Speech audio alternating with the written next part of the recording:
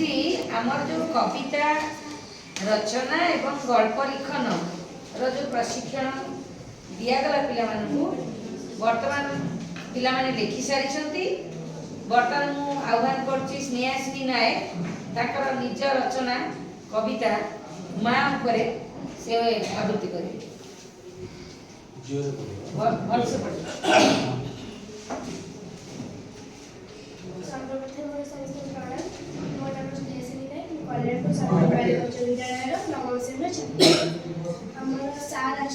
Doctor तपन Dutt sir सी आमको देते गोटे कविता आवृत्ति माँ शब्दी से किसी धाड़ी लिखी माँ विषय निज रचना कविता गोटे लिखी मुझे पढ़ा जाऊँगी।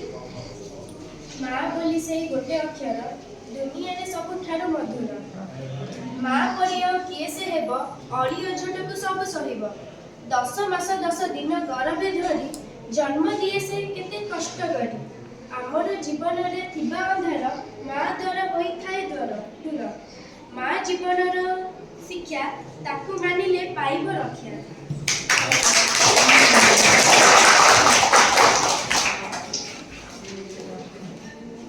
नेक्स्ट शुभलक्ष्मी जेना।